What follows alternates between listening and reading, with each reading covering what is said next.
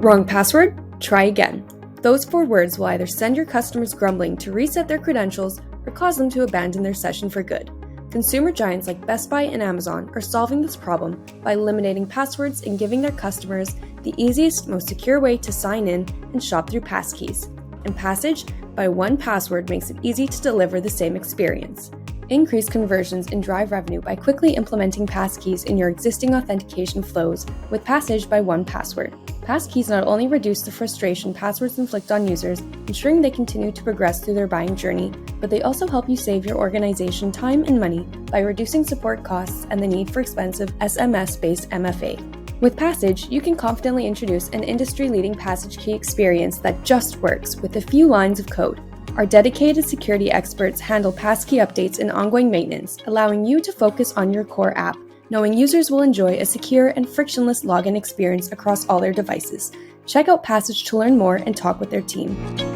Welcome, everyone, to the Product Ops Chronicles with myself, Graham Reed, my co-host and Product Ops pal, Antonia Landi. Welcome back, Antonia.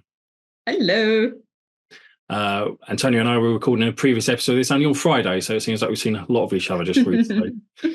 Today, we are joined by our special guest, Lindsey Bell, who, at the time of writing my notes for this, was head of R&D operations at Foursquare and also a very well-known face in the Product Ops community. But Lindsey, introduce yourself and tell us what you have done in the last couple of weeks. Yeah, absolutely. Always a lot going on in life. It never changes, except that change always happens. So I am still very much a part of R&D ops at Foursquare. I was the first hire for the role.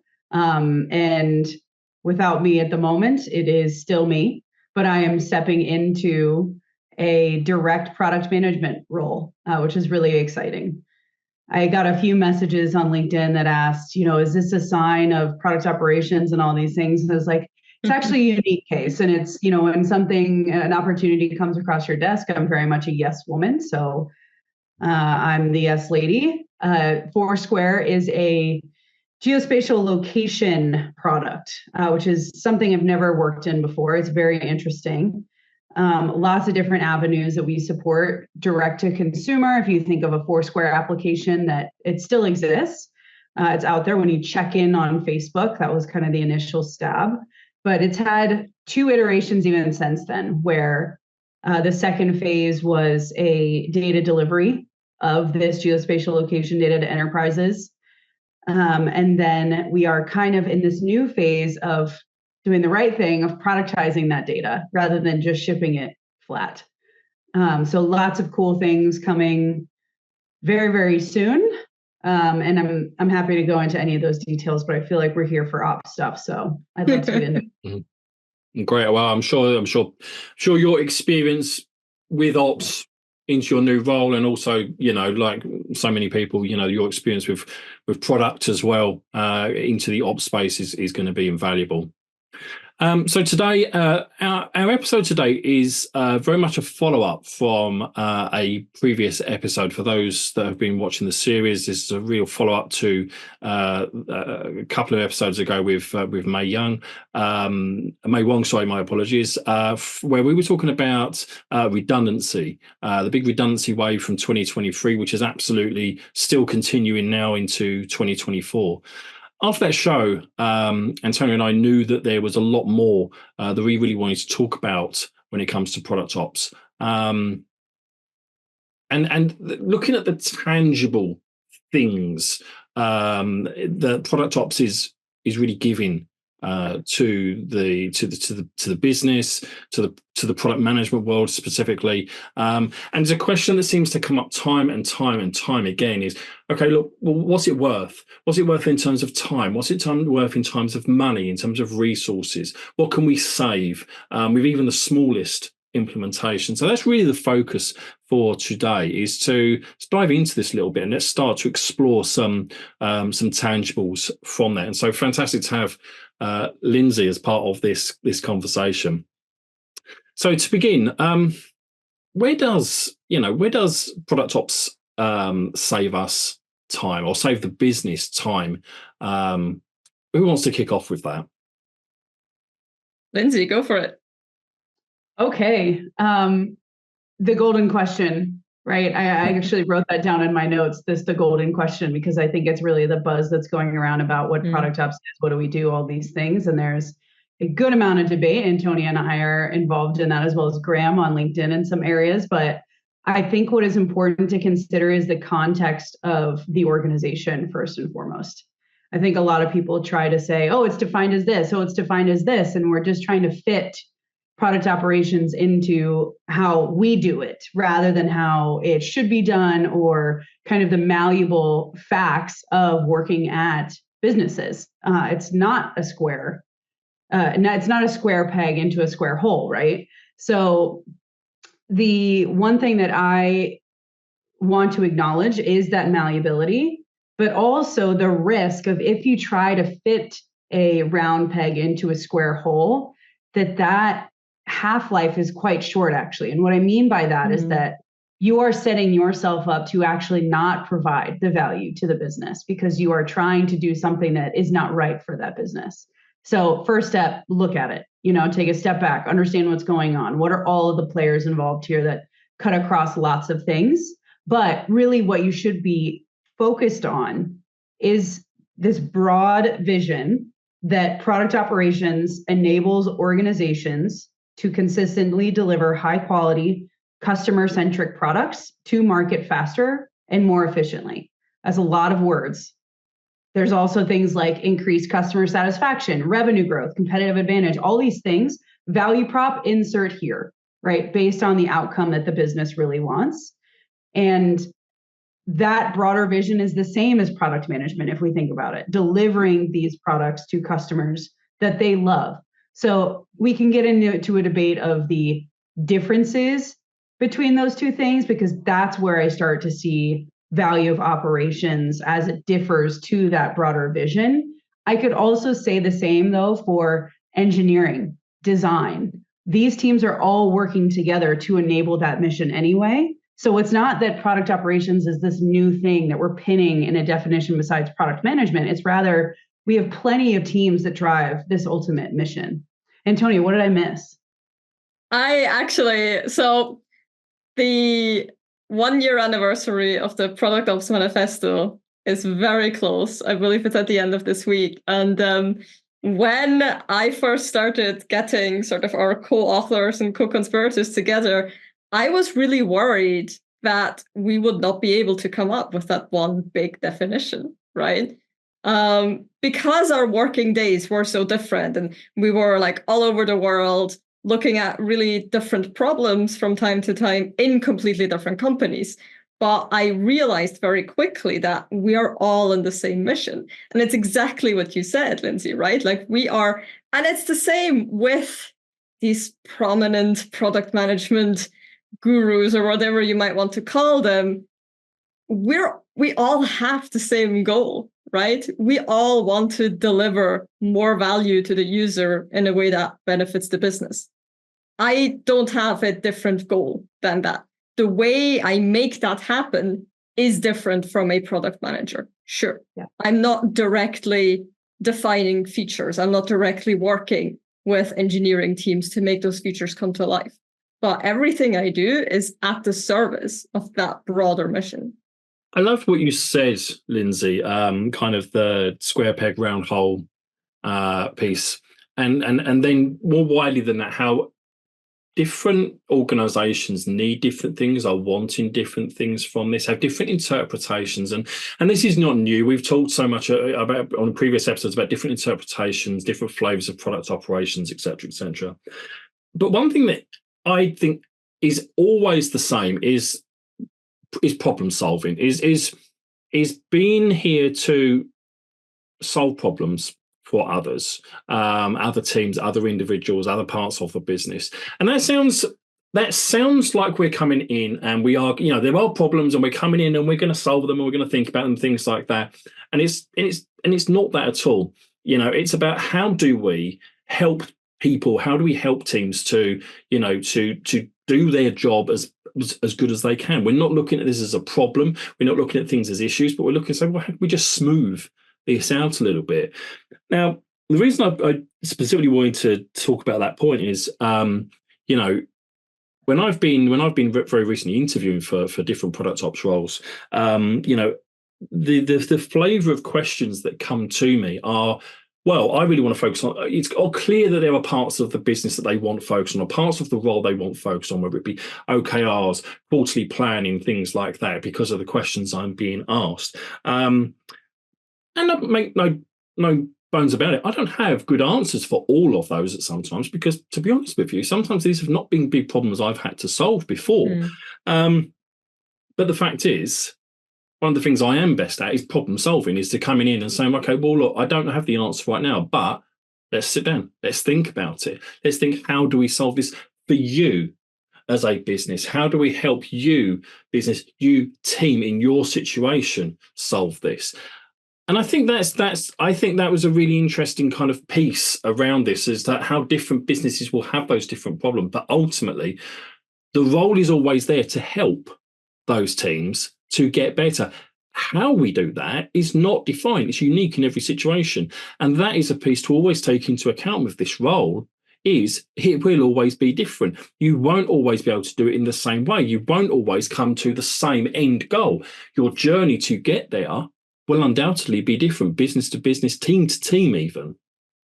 Yeah, it certainly is. I think one thing that I would caution against is being the only problem solver, taking all of the problems on. Like, you certainly need to have a focus or focuses defined.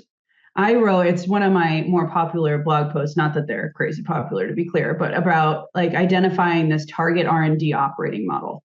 Before I dive into that, one thing I would like to say is I used to be a hater on the PM experience. I'm still a little bit of a hater, because I think it's more broad than the PM experience. But I think what the PM, the product mission, PM, the, insert end goal here, is that you are also the conducting discovery in a way that you would expect product managers to conduct discovery. And this requires so many inputs. And this is where people, I think, fall short in some ways, and not, to their own detriment, and maybe not necessarily within their control, depending on the culture of the company. But if you choose leadership as your one input, that to goal isn't going to work.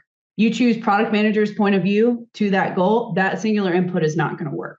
So that blog post that I wrote about defining the target operating model, I tried to think about those high level things that are worth exploring. I don't have the list in front of me right now, but I know for sure that one of them is the cultural elements of change, the current state of the company, and of the R&D team, product team, engineering team, design team. I like to take the full look, because the interactions between those groups are really important to consider. It's that to future state, current state to future state, to ideal state. There are so many steps in between there. So I don't want that to get lost either, that all of a sudden you're going to be able to come in and, okay, I know what ideal state is, and I'm going to go chase all these things and do all this stuff. There also is a certain amount of load that human beings can take in terms of change. So you assess the cultural impact of the thing, you assess the current sentiment of those things, and then you chip away at them. The job is never done. And as much as I like to believe, like, I will work myself out of a job, problems come up all the time, right? It's just an ever-changing life cycle of things that you are, as a product ops person, as an ops person, kind of the main gear at that pivot point. You are able to see all of this, and then you can guide things at a very large scale. Not only do you have you should have the buy-in, which is probably a whole other thing we could spend an hour talking about, to be able to do that. But once you have that, you have the trust to then influence such a large group with such a large mission. That's what I love about my job.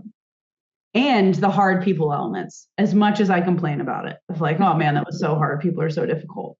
They are, but it makes it fun because you're meeting with them, you're understanding their problems, you're discussing things. Hey, what would you think about this ideal state? And you get to debate a lot, and it's so fun. I could talk forever. So I feel like I missed other things too, Antonia. Yeah, so I think what's really, really interesting is that we have more and more people in product ops roles, which is great, fantastic. We have more and more companies adopting product ops in one way, shape, or another. But the interesting thing is that first hire is so pivotal, but so difficult because you're asking a non-product ops person to define that job description. And I think to a certain extent, no matter how well, the hiring manager has done that job, they will have never spent enough time discovering those things about this potential future role to really say, this is it, you can take that at face value, this is sort of the contract of your role and you run with it. So I think anybody stepping into that role of first product ops hire, what's on the job description can give you a good indication of what the company's currently thinking about, but that doesn't mean you won't discover other elements as you join and as you do discovery and as you figure out your product ops strategy alongside that. And I think that's really, really interesting when we come to the question of value, right? What value does product ops bring? And I do think that it's very hard to answer that question upfront.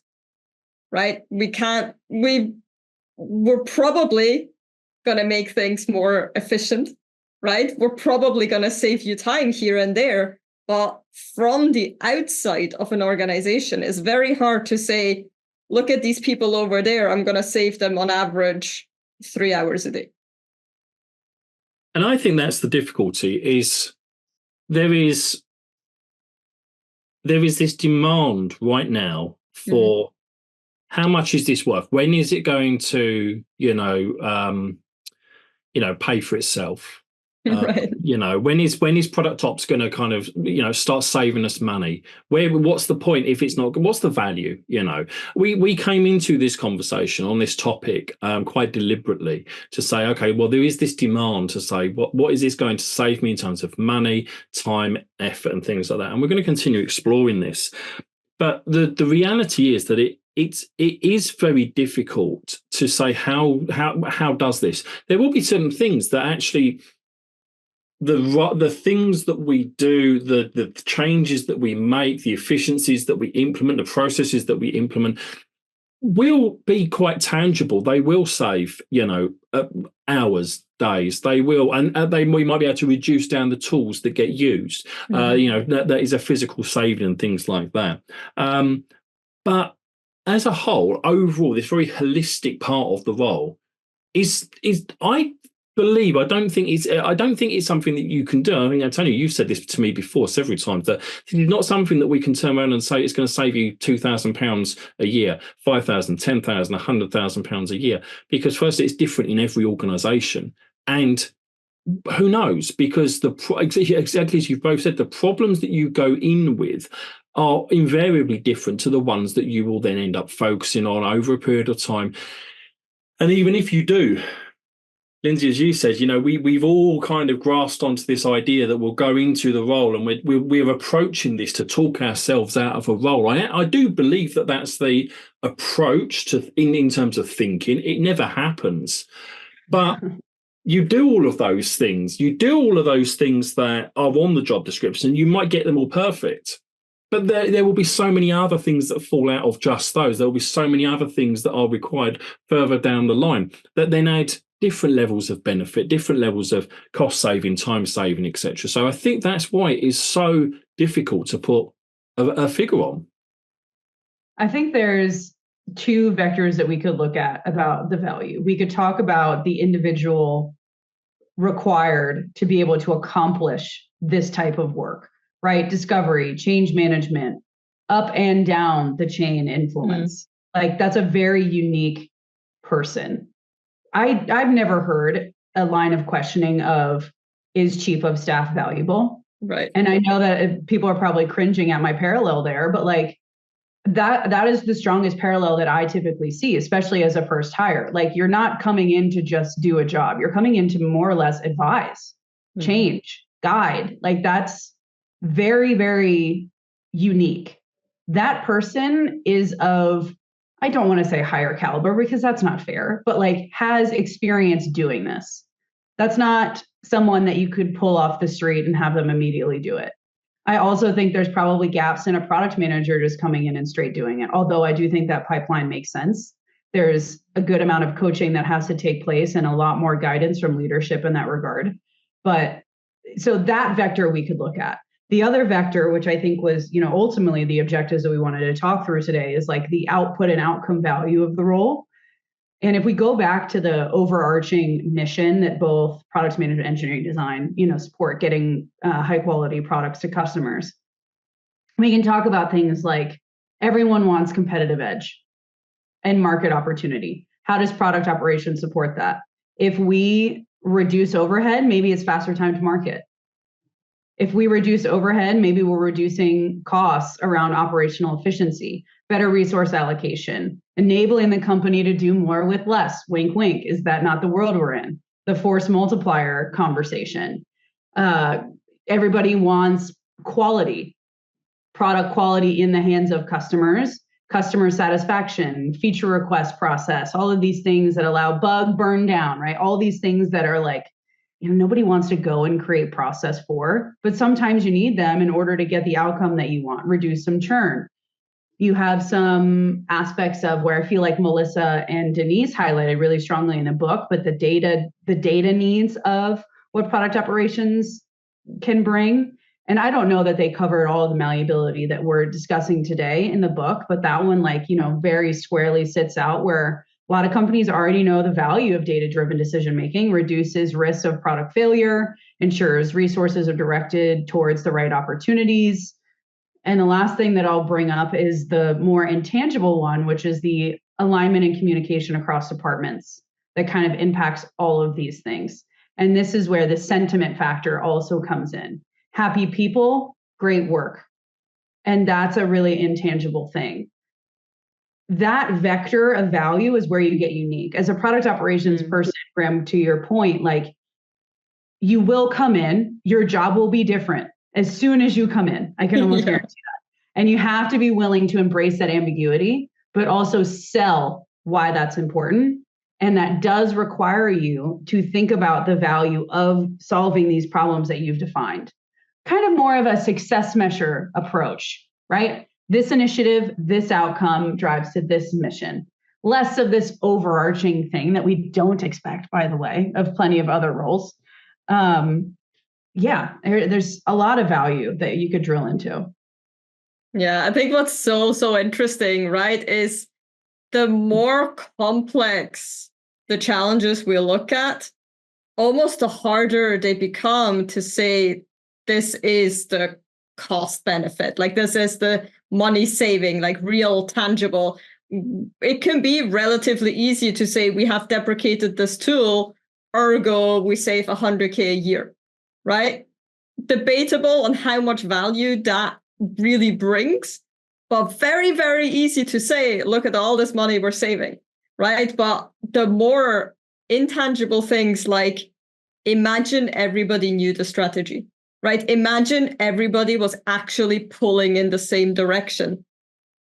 How do you put a number on that? It's impossible, but it's so extremely important to having that competitive advantage, to your point. I'm really glad you because both of you have touched upon two things here that I've believed is the real core.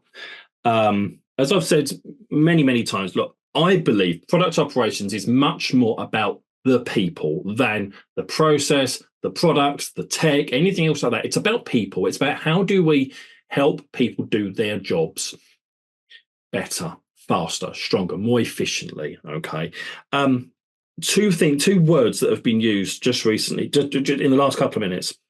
Culture. Lindsey, you've touched upon culture. Really glad you mentioned that. And you also said about kind of happiness. How do people feel? How do our colleagues feel? This is hugely intangible.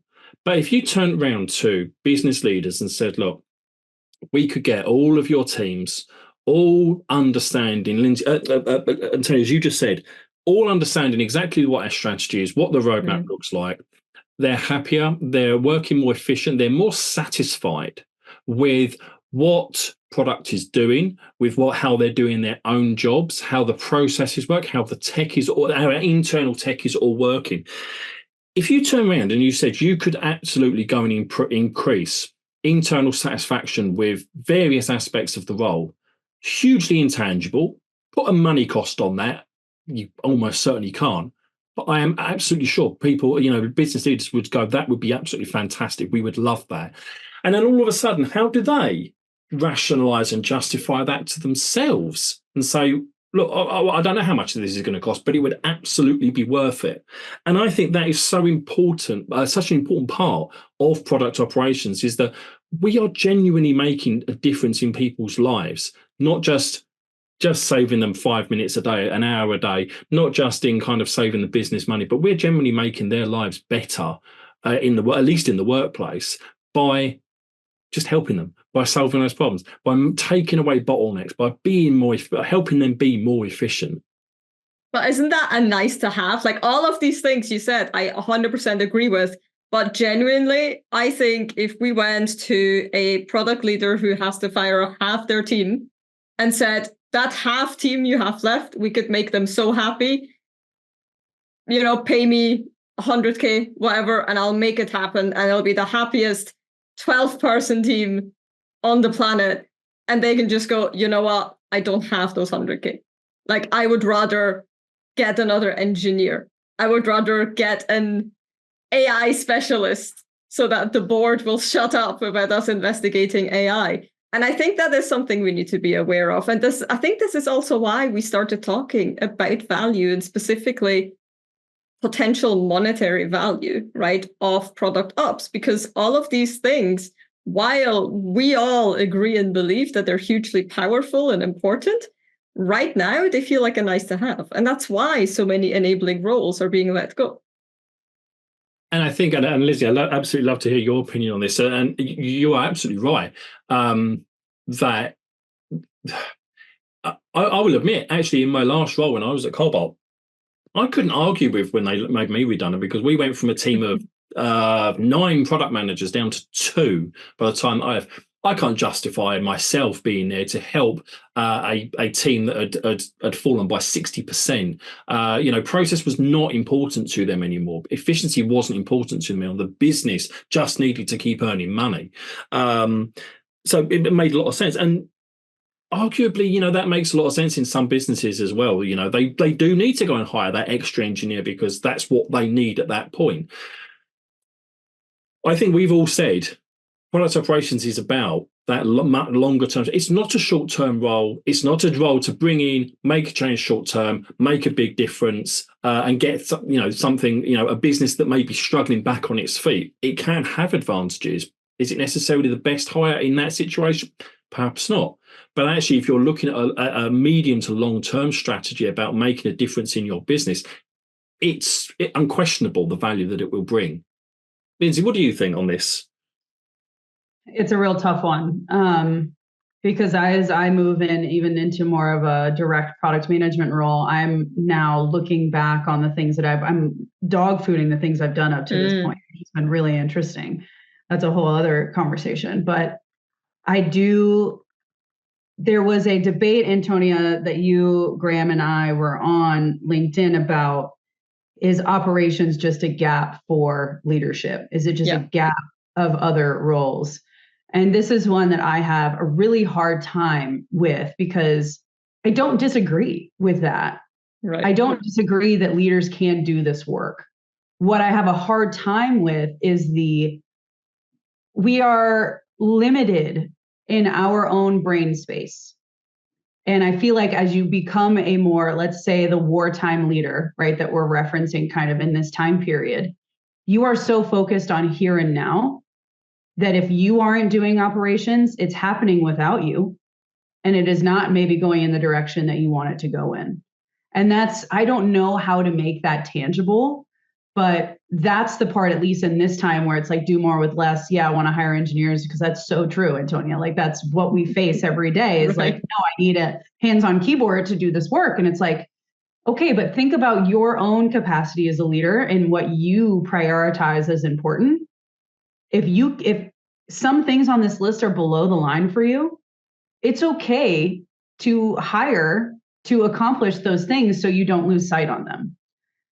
It's just hard for me to say that, okay, then that is worth this amount of money, that force multiplier is worth this amount of money, because right. I really think that person who's hiring has to think about, can this priority drop?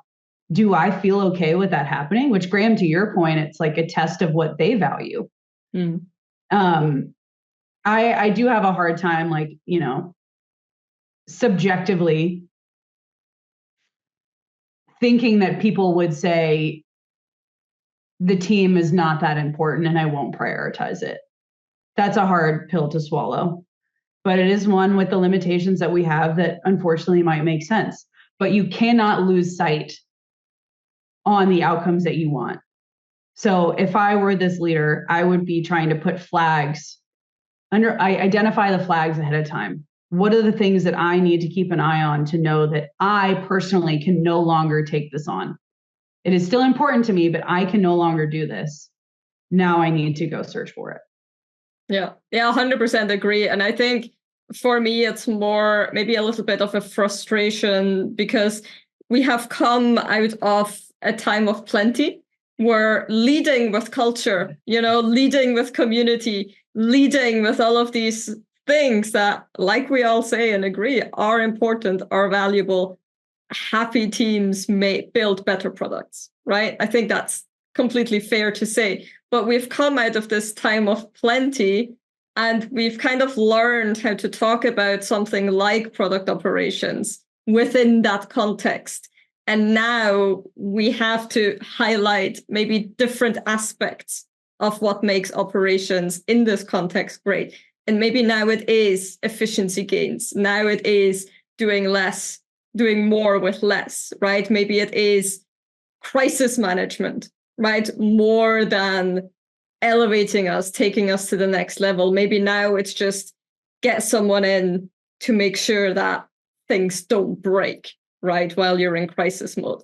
So I think it's more a lesson for ourselves in product ops, right, to gauge the best way to talk about the value we can bring. And one isn't inherently better or more valuable than the other. I think in reality, it's always going to be a combination of the two, but we might have to change how we talk about it sometimes. I completely agree. I think that there's a very interesting point you've made there. I think you're absolutely right that we need to just slightly rethink about how we are, I guess, justifying the role, for want of a better word, that, because when we were able to be more liberal with what we were saying about the benefits that this has in a time where actually, but I've got no money, so you need to right. Which is exactly why we wanted to have this conversation, to say, how do we actually now? We came out of the call of talking about redundancies and what the role now looks like and how it can help in that time. So now, how do we now, we're in this time of what is essentially austerity, and say, how can we still prove our value within that? You and I, we all know how how valuable this is. So I think you're absolutely right. Lindsey, you made a really great point as well, which dovetails in something that I've long said as well. Absolutely, is look, product operations. We've all said this, I should say. Product operations has always been here as a function. All of the things that we typically look after have always been here. They've never been properly looked after in many businesses because people didn't have the time. People didn't have the focus. Even in times of plenty, people just didn't have the time or wanted to spend the time on good data dashboards, good processes, good culture of good communications and collaboration and ways of working, all of the great things that we do. So that's not going to change when times are tough. So those problems are still there. The argument, absolutely, that operations could be dealt with by leaders and spread out across the business. Yeah, it never has been. In 20 years in the modern age of product management and software, it never has been dealt with. So why is there a sudden thought that, should we hire a product operations person Or should we actually now do this ourselves? Where is this belief that all of a sudden businesses are going to suddenly get off their bums and actually do the things that we've turned around and says you probably could do it if you really put your minds to it, or you could hire product operations? That's a great point, because when I was looking to grow product operations at a new company after my experience at Twilio, I wrote my first document of the need for product operations, where I tried to like articulate this out of my own brain. And the thing that kept coming up was exactly the point that we're driving on, of it's going to happen whether you pay attention to it or not. Yeah. And historically, it has not been, which I think speaks to the human ability and the capacity that our brains can actually accomplish all of these things. That the value that I see having a dedicated person team on this thing is, sure, leadership can do it. They have so many other things that they're more likely to change how things operate at a pace that is not generally acceptable to the population of the R&D team holistically. And that is where you start to lose the value. Let's take OKRs, for example.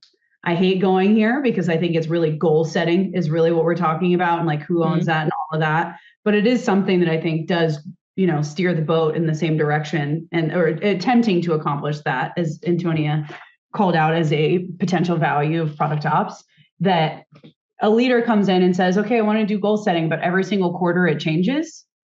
Is that actually a good goal setting practice? Are the product managers bought into this, or are they just checking a box? If you have this check the box on operations, of course you're not getting the value. And then you're changing it all the time, trying to figure out why, but you're not putting enough brain power on it to actually do it well. Consistency is a value that product operations brings, which, going back to your point, Graham, of like, it's not a short-term thing. I think this is a perfect example of it not necessarily being a short-term thing. You are creating mechanisms that create stability, that allow the best work to take place, and aligning all of those little Legos in place so that you can get to your ultimate outcome. Operations as a priority, even a couple of weeks into this product management role more directly, is very difficult for me. And I'm someone who has done it for years. It's a strength, right? We could also have a whole conversation about the strength set of leaders. If your CEO built this amazing team that has true kind of split strengths across the leadership team, and it's like this glorious composed team, you might be fine. I have never experienced that. Sorry, team, no haters, but I think we can all acknowledge that like we have our strengths. Yeah. Product leaders that might be more technical, non-technical, have to manage up, manage down, whatever their thing is. Where is the gap there? Engineering leaders, we can probably make generalizations about operational efficiency and focus across that as well. What people care about changes, and it creates that inconsistency level that I think you lose the value. Yeah, and I think especially when you look at operations being done by the most senior product person, right? There's two factors here, and I think it's seniority and inherent bias. I think if you are a CPO or a VP of product and you tell people how to do a certain thing, they will just do it. To your point, Lindsey, just checking the boxes because they report to you. They have to do that. Doesn't matter whether they believe in it or not, whether it's actually helping them align together or not, whether it's actually making them more effective or not. You, as the sort of direct line to report to, have decided a way of working, and whether that's beneficial or not, it will now be followed. But I think there's also a little bit of bias in there, because as ops folks, like, my goal is to essentially speak to as many people as possible, like up, down, left, and right, within product and engineering, outside of that, to commercial teams, with the most senior leaders, with the most junior people, right? And I think it's really that, not being tied down to any particular team, not being tied down to any particular home base, if you will, that allows us to do this work so holistically and look at it across the board and make decisions that can positively affect like the biggest amount of people. And I think if you do that as a side job, as a leader, you'll just never quite get there. Even if you spend 90% of your time trying to get there, right? But then that's also a whole other story, because product leaders are hired for a very specific mandate, right? They're hired for very specific knowledge, very specific experience. They should focus their time on doing things they uniquely are good at and can do. Let us focus on all of the other things that don't require that specific brain to be in the mix. The word that was coming to mind as you were speaking, Antonia, is the incentives. Yeah. The incentives drive behavior, people generally, right? So in the case of leader passing down operational practice, it is a mandate. Yeah. Not a best practice, not something Right. that can evolve, not something that has a good stream of feedback. I would also say that we're kind of coming full circle of a leader that is incentivized to ship things and, do the things that's right in front of them and actually on their job description. They're going to do that first. There is no time for problem discovery in a way that is constructive, stable, consistent to result in a evolutionary solution, because it's not forever. You don't just pin a process on it. It has to be iterated on constantly because people are driving it. It's a complex system. It's not as simple as A, B, then C. So as soon as that problem discovery cannot be prioritized, which I know firsthand absolutely cannot, I would rather have somebody focus on it and do it well, just like any product leader would, right? You don't want a product manager to come in and say, found the problem, got the solution. That's not the product management practice that people want. Don't do it to ops either. 100%. I love you've, that. You've both just said the pieces I had written down on my little notepad, actually. To just not bother anymore. Firstly, absolutely. Look, why we prioritize so much in many product teams about product discovery. Absolutely. So why wouldn't we do, if we are going back to that saying of PM in the PM experience, well, then why wouldn't we do discovery as a big part of that? But secondly, as well, absolutely. Look, the focus. We want. The modern, or the way that I see it anyway, is the modern practice in at least in software businesses is that people have a distinct focus. Years ago, we had product managers, and what did they do? They did product marketing, they did product operations. I did the designing work. It was terrible, but I did the design work as well in my business. We didn't have a designer, so we did it all. And what have we done? We've now got designers, absolutely. We've got product marketing, absolutely, with a specific set of skills, with a specific mandate. And the product manager role has now become more focused on specific areas, in my opinion, for the better. Not everybody would agree with that. So we want to be looking at the same with product leaders as well, to say, we hire you to do the stuff that ultimately brings the most value to the business. And in product leadership terms, that is line management, that is dealing with the board, the C-suite. I'm going to get this written on a dictaphone because I say this piece so many times. Dealing with the board, dealing with the C-suite, evangelizing the product, setting the strategy, setting the vision, or at least evangelizing those as well. But all of that is a full-time job in a big SaaS business. So then actually when you've got the logistical, the operational things that they still want to implement, but to do it well is not an hour's presentation. It's days, weeks, even months of careful, precise, planned rollout and iterative rollout of various different ways of doing things. If you do that, that's a full-time job in itself. We know because we do this as a full-time job. So the product leaders then are not doing all the things that are really generating the best value for the business. Let them do the stuff that adds value to the business. Let us do the stuff that still needs doing that they can't do or they don't have the time to do. This comes back to that same argument, is we're freeing up people's time to do things that do deliver more value. And coming right back to the top of this conversation, that's the value, is we're allowing others to earn more value have more time, potentially earn more money for the business by not having to do things, or as many of the things, that aren't revenue generating or time generating. We'll happily take those things on, or at least take on things to make those things not a bigger problem. As you're speaking, I think to put it like most tangible for me, if you think of the human brain as at 100% capacity, you say a product leader should be able to do all of these things. Okay, we could list out all of the requirements and we could slice it. And then we could say, then operations is 10%. I think all that we've talked about today displays that it's not just 10%. Right. And it's also not something that you can peanut butter across multiple leaders, because you have 8 people doing it at 10%. You're certainly not rowing in the same direction. That's that doesn't equal 80%. Yeah, exactly. And there's also this, like, just to bring another example of like the time piece of it. A lot of product operations conversations are around tooling and just like general operational infrastructure needs. I would love to see a leader, and I'm kind of like looking internally now, to run a tool rollout with only 10% of their time. Right. Create Jira best practices with only 10% of your time. I dare you. You'll have a blast. There's like, and that's just one piece of the work. If you decide that, okay, product operations accomplish these 5 things, let's divide the 5 things, still not singular rowing in the same direction.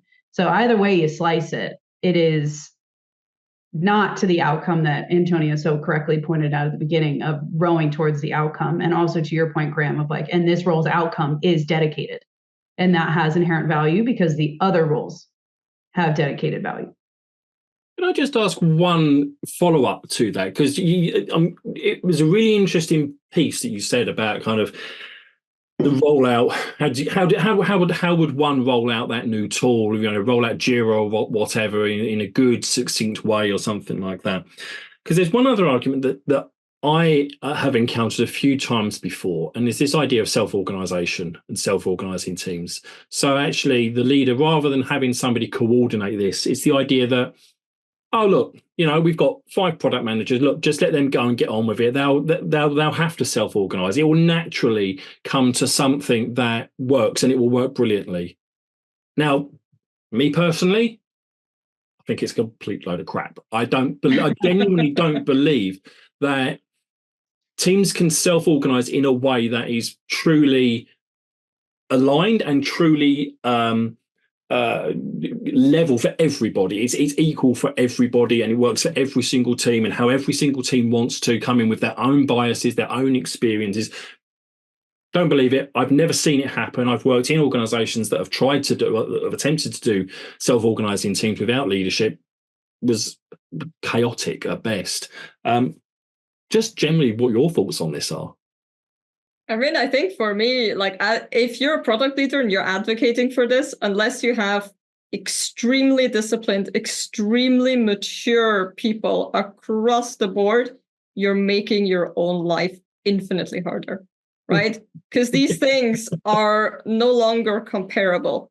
They are fragile as hell. So as soon as a little bump, a little organizational bump happens, right? Whether that's a dip in revenue, or maybe you need to let some people go, or maybe you have an influx in hiring, things start to fall apart. But I think it's really, I always come back to this thing of product work needing to be comparable, right? And at a higher level, if you're in the product leadership group, you need to be able to prioritize, right? You need to be able to do that in order to say, this is the direction we're going. We now want to spend more resources here and fewer resources there.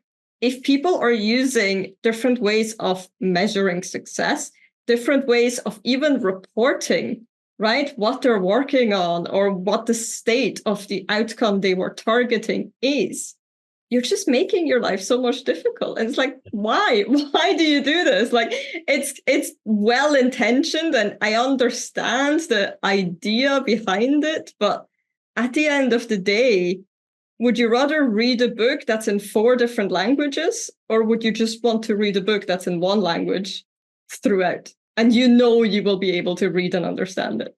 Yeah. That's such a great analogy.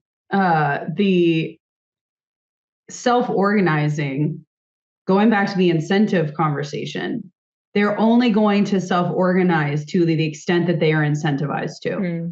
Yeah. And given that product, to Antonia, just different language to Antonia's point, is a ladder, right? If we think about what the product manager level of strategy ownership is versus the director versus the VP versus the CPO, self-organizing all the way at the bottom down here is great there. But as soon as you want to ladder up to any of those other levels, you lose that. Yeah. And, would you make the same argument to say strategy is self-organizing? Because that's what you're ultimately driving.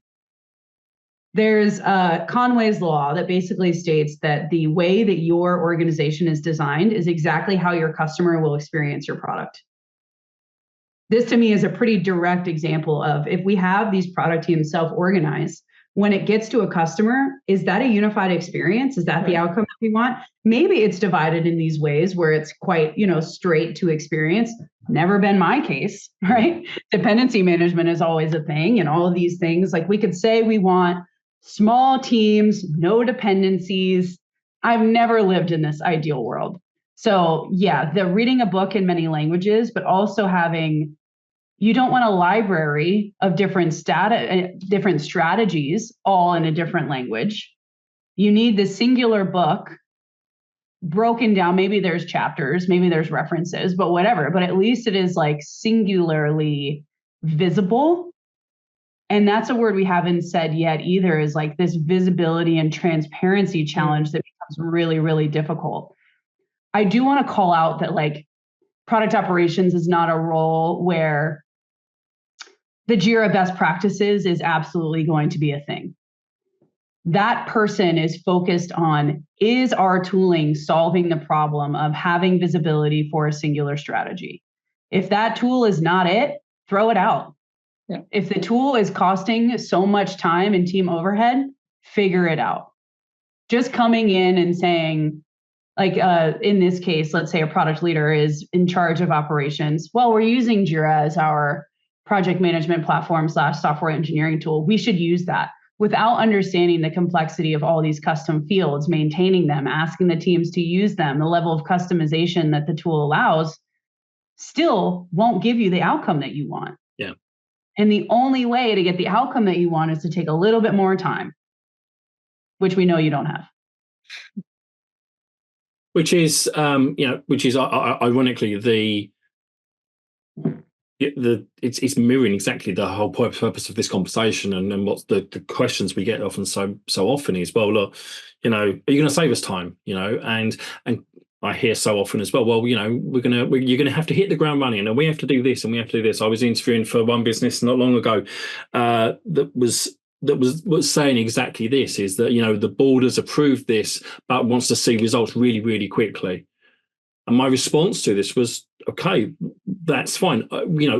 I can input and I can make the physical changes very, very quickly, but you need to be aware that the cultural side of this, embedding these new ways of working, is a piece that does naturally take time. You're talking about, how do you embed new habits into people of all different personalities, all different backgrounds, all different experiences. That is not something that you can go, well, you've got 3 weeks to put this in, or a month to put this in, or 2 months to do this in. It's not as an exact science in that way, and there's and led on to a real misunderstanding about kind of what they wanted out of that particular. But that's another story entirely. But you're absolutely right. These things do take time. If you're going to do them properly, you're going to do them well. They're going to be sustainable. They're going to be robust, and they're going to be something that lives on into the months and years ahead. Absolutely. We are just about at time for this episode. I'd like to just open it up for final thoughts from both of you on this topic. If I had to put a bow, because I feel like I've gone back and forth on my opinions on this, but that's like, how it has always been, I feel like, for us in this industry, because it's ever evolving, is that I don't disagree with this thought that leaders can help in this way. I still think it's super important for leaders to have operations top of mind if you don't have this role, because, like we've said, it can run away without you. At minimum, you need to have an eye on it. Yeah. And then you need to understand how to resolve whatever challenges come up. Then if you are in this role and you are the person facing these challenges of selling value, to Antonia's point, think about how you're communicating given the current set of challenges that the business is facing. Don't make it exclusive to, well, I do this, well, I do that, and then this is my value. You have to look broader than that and know that there's also this community, right? This podcast, there's plenty of other areas where people in similar roles can come together to even make our world easier.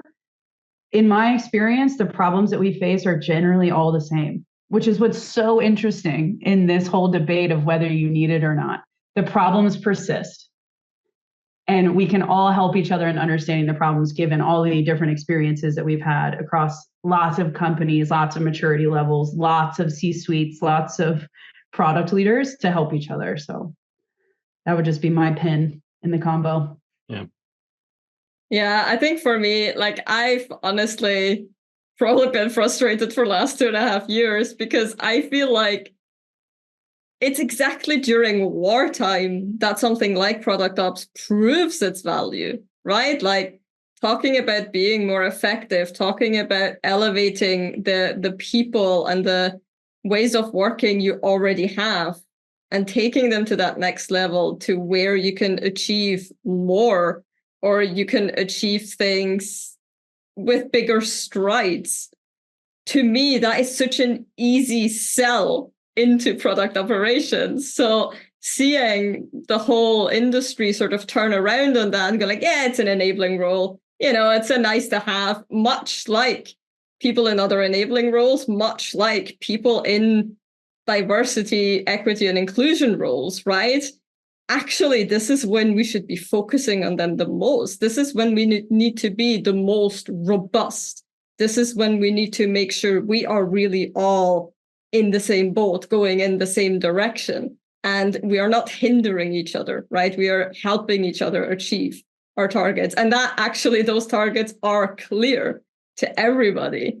So it's been a little bit frustrating to hear this constant discussions around the value of product operations when, to me personally, it's always been very clear. But I do think we can definitely be more mindful of how we discuss it, right? And I think we can also be a bit more open to the idea of saying, okay, look, I've reduced this from 2 hours a week to half an hour, averaged out by salary of an average PM. This is how much money you're saving, or this is how much time I'm giving back to the PMs to focus on more discovery work. I think we need to be more comfortable with throwing out those hypotheses, right, to the people who will listen. And then hopefully we can merge it all together and really sell Product Ops as a holistic operating model. I had a note for the wrap up for this actually, and I was fingers crossed this is where we were actually naturally going to get to. Of course, if we didn't, that was absolutely great conversation. But the reality is, if you're watching this and you're a business leader and you're saying, well, look, I want to understand. I came into this and I really still want to understand monetary, how much is this going to save? Then for me, you've missed a huge part of product operations. You've missed the point of what it actually is going to do and achieve for your business, you know, in terms of the cultural things, the changes that it's going to make, the improvements that it's going to make to your people, the efficiencies that it's going to make. That, yes, they are intangible, but if they are not a priority for you and your teams, then product operations is probably not going to, in your mind, work for you, because you're only focusing on that monetary value. You're only focusing on, well, I want hard facts because I've now got to go and sell this to my board and whatnot. So, you know, I think that you're absolutely, we need to be so much more comfortable in that product operations is here to do so much more across the entire business. And we need to make that very clear as well. It's across the business. Lindsey, I know you touched upon this several times as well. It is across the business. It's not just making product management better and faster and stronger. It's the whole business. And when you start to look in those terms, you really, it's going to save you. So it genuinely is going to save you a lot in the long run. much more than a single salary or even a small team of salaries will actually cost you up front. Thank you so much, Antonia, as always. Once again, thank you so much. And also to Lindsey, thank you so much for joining us today. Really great insight, really great perspective from yourself. To anybody watching, thank you as well for joining us. That's all for today. Do please connect with any of us on LinkedIn. Thank you as well to the Product-Led Alliance, as always, for hosting and facilitating this continuing podcast series. And we will see you all again next time on another episode of the Product Ops Chronicles. Thank you, everybody. Thank you. Thanks.